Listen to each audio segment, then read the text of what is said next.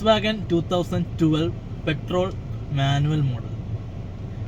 ഞാനിപ്പോൾ ഇരിക്കുന്നത് 2012 വണ്ടി, വോക്സ്വാഗൻ്റെ വെൻഡോ പെട്രോൾ 2012 മോഡലാണ്.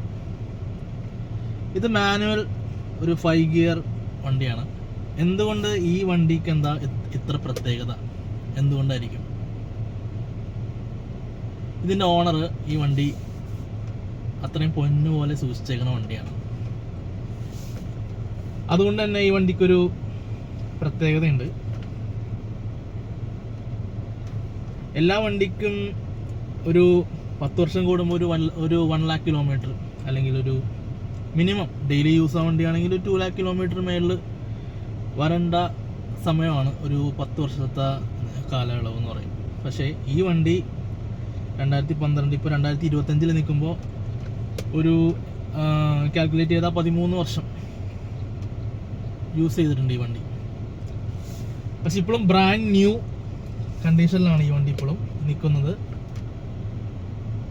ഇത് ശരിക്കും എൻ്റെ നെയ്ബറിൻ്റെ വണ്ടിയാണ്. ഈ വണ്ടി ഇടയ്ക്ക് ഡ്രൈവ് ചെയ്യാനുള്ളൊരു ഭാഗ്യം എനിക്ക് കിട്ടിയിട്ടുണ്ട്.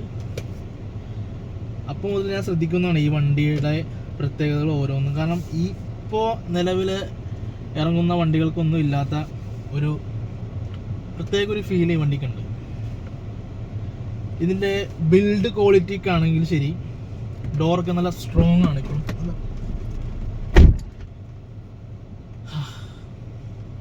ആ സൗണ്ട് കേൾക്കുമ്പോൾ തന്നെ ഒരു സുഖമാണ്.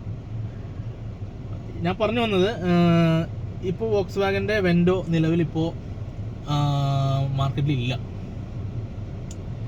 ഇപ്പോൾ അവരിറക്കുന്നത് വോക്സ്വാഗൻ വെർച്യൂസ് ആണ്. അപ്പോൾ ഈ പഴയ വോക്സ്വാഗൻ്റെ വണ്ടികൾക്ക് ഓടിച്ചവർക്കറിയാം അതിൻ്റെ ഒരു ബിൽഡ് ക്വാളിറ്റിയും അതിൻ്റെ ഒരു സ്മൂത്ത്നെസ് ആണെങ്കിലും ശരി, ആ ഒരു പവറും ആ ഒരു സ്റ്റെബിലിറ്റിയും ആ ഒരു ഡ്രൈവിംഗ് കൺട്രോളും വോക്സ്വാഗൻ്റെ വണ്ടി ഓൺ ചെയ്യുന്ന എല്ലാവരും ഒബ്വിയസ്ലി ജർമ്മൻ വണ്ടിയാണ്, അതിൻ്റെതായ പ്രശ്നങ്ങളുണ്ട്, ഇല്ലെന്നല്ല. പക്ഷേ ഈ വണ്ടിയുടെ മീറ്റർ നോക്കുമ്പോൾ അറിയാം ഇതിന് യാതൊരു വാർണിംഗ് ലൈറ്റും കത്തിയിട്ടില്ല. ഒരു വാർണിംഗ് ലൈറ്റ് പോലും കാണാൻ പറ്റില്ല ഈ വണ്ടിയിൽ. ഇതൊരു പെട്രോൾ വണ്ടിയാണ്. ആ കാലയളവിൽ ഇറങ്ങിയത് കൊണ്ട് തന്നെ അധികം സെൻസേഴ്സ് ഒന്നും കുറവാണ്. ഇപ്പോഴത്തെ വണ്ടികളെ അപേക്ഷിച്ച് സെൻസേഴ്സ് കുറവാണ് ഈ വണ്ടിക്ക്. എങ്കിൽ പോലും ഒരു ചെറിയ വാർണിംഗ് ലൈറ്റ് പോലും ഞാനിപ്പോൾ ഇതിനകത്ത് കാണുന്നില്ല. വണ്ടി ഓടിച്ചിട്ടാണെങ്കിൽ ബ്രാൻഡ് ന്യൂ വണ്ടി ഓടിച്ച പോലെ തന്നെ സെയിം ഫീലിംഗ് ആണ്. നോൺ അത്രയും വെൽ മെയിൻറ്റൈൻഡ് ആയിട്ടാണ് ഈ വണ്ടി യൂസ് ചെയ്തിരിക്കുന്നത്. അതുകൊണ്ട് തന്നെ ഈ വണ്ടി ഈ വീഡിയോയിൽ കൊണ്ടുവരാനായിട്ട് എനിക്ക് കുറേ നാളായി പ്ലാൻ ചെയ്യുന്നു. ഇപ്പോഴാണ് വണ്ടി കൈ കിട്ടിയതും ഒരവസരം കിട്ടിയതും. ഈ വണ്ടിയുടെ പ്രത്യേകത ഓരോന്നായി ഞാൻ പറഞ്ഞുതരാം. ഫസ്റ്റ് നമുക്ക് ഈ വണ്ടി എന്തുകൊണ്ടാണ് ഈ വീഡിയോയിൽ കൊണ്ടുവന്നതെന്ന് പറയണ്ടേ. ഞാൻ പറഞ്ഞു 13 വർഷം യൂസ് ചെയ്ത വണ്ടിയാണ്. പക്ഷേ ഈ വണ്ടി എത്ര കിലോമീറ്റർ ഓടിക്കാണ്? ഒബിയസ്ലി ഈ വണ്ടിയുടെ ഓണർ ഒരു സെലിബ്രിറ്റിയാണ്. പക്ഷെ പേര് പറയുന്നില്ല. അദ്ദേഹത്തിൻ്റെ പ്രൈവസി മാനിച്ച് ഞാൻ പേര് പറയാൻ ഉദ്ദേശിക്കുന്നില്ല. ഈ വണ്ടി നിങ്ങൾ വിശ്വസിക്കോ എത്ര കിലോമീറ്റർ ഓടിയിട്ടുണ്ടാവും? ഒന്ന് ഗസ് ചെയ്യ്. 2012 ഒരു വണ്ടി എത്ര കിലോമീറ്റർ ഈ ഒരു കാലയളവിൽ ഓടിയിട്ടുണ്ടാവും? 13 വർഷം കൊണ്ട്. ആവറേജ് ഒരു 3000 കിലോമീറ്റർ വെച്ച് മാസം ഓടുന്ന ആൾ ഒരു 30,000 കിലോമീറ്റർ ഒരു വർഷം ഓടിക്കും. അങ്ങനെ പോകണമെങ്കിൽ 30,000 വെച്ച് 10 വർഷം കൂട്ടി തന്നെ 3 ലക്ഷം കിലോമീറ്റർ ആവറേജ് ഓടേണ്ട സമയം ആയി ശരിക്കും. പക്ഷേ ഈ വണ്ടി ആകെ ഓടിക്കുന്നത് 10,000 കിലോമീറ്റർ. ഇതിലുണ്ട് 10,000 അല്ല, 11,022 കിലോമീറ്റർ കറക്റ്റ് പറഞ്ഞു. കാരണം ലാസ്റ്റ് ഞാൻ കഴിഞ്ഞ മാസം 2 മാസം മുന്നേ കണ്ടപ്പോൾ 10,000 കിലോമീറ്റർ ആയിരുന്നു. അപ്പോഴാണ് ഞാൻ ഈ വീഡിയോ ചെയ്യാനായിട്ട് പ്ലാൻ ചെയ്തത്. ഇപ്പോൾ 11,000 കിലോമീറ്റർ.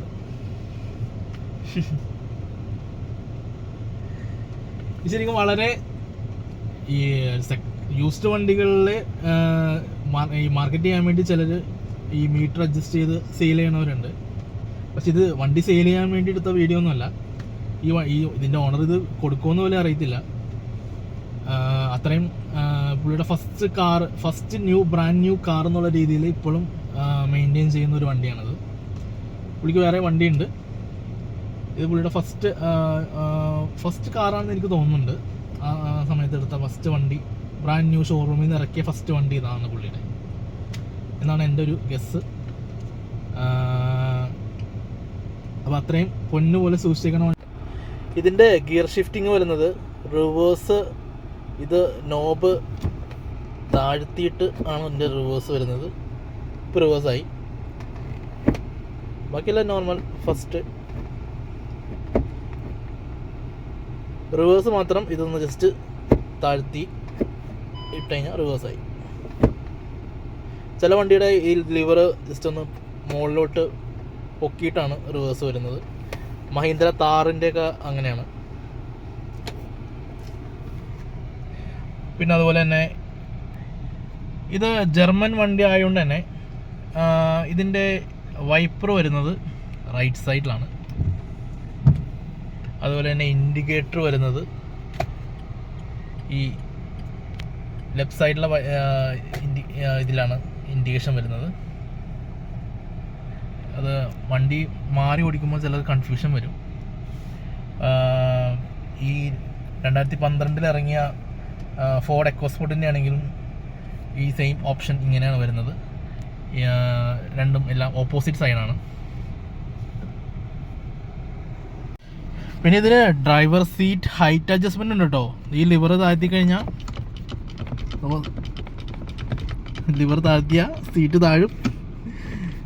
ലിവർ മുകളിലോട്ട് പ്രസ് ചെയ്താൽ സീറ്റിൻ്റെ ഹൈറ്റ് നമുക്ക് അഡ്ജസ്റ്റ് ചെയ്യാവുന്നുള്ളൂ. മാനുവലി അഡ്ജസ്റ്റ് ചെയ്യാവുന്ന ഇതാണ്. പിന്നെ അതുപോലെ തന്നെ ഈ സ്റ്റീറിങ് ഒരു രക്ഷയില്ല കേട്ടോ. ഇതിൻ്റെ ഹോണും കിടിലൻ ഹോണാണ്. ഒരു സെഡാൻ വണ്ടിയുടെ ഏറ്റവും പ്രത്യേകത എന്ന് വെച്ചാൽ അതിൻ്റെ ബാക്ക് സീറ്റ് തന്നെയാണ്. നമുക്ക് അതിനകത്ത് ഇരുന്ന് നോക്കാം. വളരെ വിശാലമായിട്ട് ഇരിക്കാൻ പറ്റുന്ന ഒരു ബാക്ക് സീറ്റ് തന്നെ പറയണ്ടല്ലോ. സെഡാൻ വണ്ടിയുടെ പ്രത്യേകത തന്നെ അതാണ്. ബാക്ക് സീറ്റ് കംഫോർട്ട് തന്നെയാണ്. ഒരു AC വെൻ്റ് ബാക്കിലോട്ട് കൊടുത്തിട്ടുണ്ട്. നല്ല അടിപൊളിയായിട്ട് ഇരിക്കാം.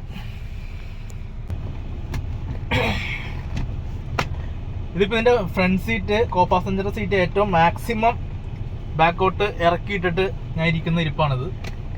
എങ്കിൽ പോലും വിശാലമായിട്ടിരിക്കാം. ഇവിടെ ഒരു ഹാൻഡ് റെസ്റ്റ് ഉണ്ട്.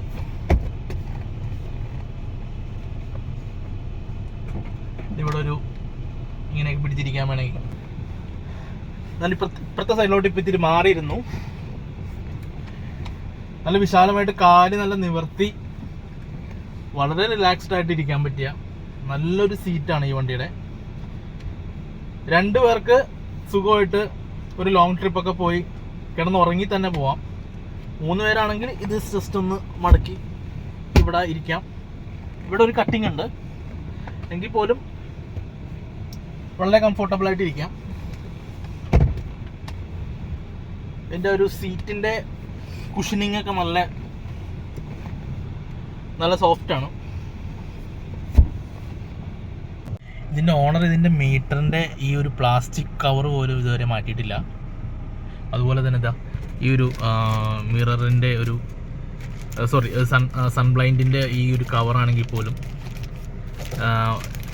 രണ്ട് കവറും ഇത് ഇപ്പോഴും വാങ്ങിച്ച പോലെ തന്നെ ഇപ്പുണ്ട്. കാരണം അത്രയും വെൽ മെയിൻറ്റൈൻഡ് ആയിട്ടാണ് ഈ വണ്ടി യൂസ് ചെയ്തിരിക്കുന്നത്. ഇതിൻ്റെ ഇത് പെട്രോൾ അടിക്കുകയാണെങ്കിൽ ഇത് അൺലോക്ക് ചെയ്യുമ്പോൾ തന്നെ ഇതിൻ്റെ ഫ്യൂവൽ ഡോർ തുറയും. അല്ലാതെ താഴോട്ട് പോയിട്ട് ഫ്യൂവൽ ഡോർ തുറക്കേണ്ട ആവശ്യമില്ല. ഇതിപ്പോൾ ലോക്കാണ് വണ്ടി. അൺലോക്ക് ചെയ്ത് കഴിഞ്ഞാൽ നമുക്ക് ഫ്യൂവൽ അടിക്കാവുന്നതാണ്. ഓപ്ഷനാണ്. ആ സമയത്തെ മിക്ക ജർമ്മൻ വണ്ടിക്കും യൂറോപ്യൻ വണ്ടിക്കൊക്കെ ഉള്ള ഫീച്ചറായിരുന്നു ഇത്. ഇപ്പോഴും നിലവിൽ പിന്നെ ഇതിന് ഡ്രൈവർ സീറ്റ് ഹൈറ്റ് അഡ്ജസ്റ്റ്മെന്റ് ഉണ്ട് കേട്ടോ. ഈ ലിവർ താഴ്ത്തി കഴിഞ്ഞാൽ ലിവർ താഴ്ത്തിയ സീറ്റ് താഴും, ലിവർ മുകളിലോട്ട് പ്രസ് ചെയ്താൽ സീറ്റിൻ്റെ ഹൈറ്റ് നമുക്ക് അഡ്ജസ്റ്റ് ചെയ്യാവുന്നുള്ളൂ, മാനുവലി അഡ്ജസ്റ്റ് ചെയ്യാവുന്ന ഇതാണ്. പിന്നെ അതുപോലെ തന്നെ ഈ സ്റ്റീറിങ് ഒരു രക്ഷയില്ല കേട്ടോ. ഇതിൻ്റെ ഹോണും കിടിലൻ ഹോണാണ്. ഒരുപാട് നാൾക്ക് ശേഷമാണ് ഞാനൊരു വീഡിയോ ഷൂട്ട് ചെയ്തത്. ഒരു 1 year ഗ്യാപ്പായി കാണും എൻ്റെ യൂട്യൂബിലൊരു വീഡിയോ ഞാൻ ഇട്ടിട്ട്. അപ്പോൾ ഇനിയും കൂടുതൽ വീഡിയോസ് പ്ലാൻ ചെയ്യുന്നുണ്ട്. കൂടുതലും വണ്ടികളുടെ വീഡിയോസ് ആയിരിക്കും ഇനിയിപ്പോൾ വരാൻ പോകുന്നത്. യൂസർ റിവ്യൂ ഉണ്ടാവും, ബ്രാൻഡ് ന്യൂ വണ്ടികളുണ്ടാവും, ബോത്ത് കാർ, ബൈക്ക്, ട്രക്സ് എല്ലാം ഉണ്ടാവും. ഹെവി വെഹിക്കിൾസ് ഉണ്ടാവും, ട്രെയിലർ ഉണ്ടാവും. അപ്പോൾ എല്ലാ വണ്ടികളുടെ ഒരു ബ്രാൻഡ് ന്യൂ വണ്ടികളും യൂസർ റിവ്യൂ, പഴയ വണ്ടികളും പുതിയ വണ്ടികളും, അതിൻ്റെ എക്സ്പീരിയൻസ്, ഓടിച്ചിട്ടുള്ള എക്സ്പീരിയൻസ്, ഷോറൂം പ്രൈസും ടെസ്റ്റ് ഡ്രൈവും, അങ്ങനത്തെ വീഡിയോസ് ഇനി ഉടനെ വരുന്നതാണ്. So keep watching. ഇഷ്ടപ്പെട്ടാൽ ലൈക്ക് ചെയ്യുക, ഷെയർ ചെയ്യുക, കമൻറ്റ് ചെയ്യുക. അപ്പോൾ അടുത്ത വീഡിയോയുമായി വീണ്ടും വരാം. Okay, see you, bye by.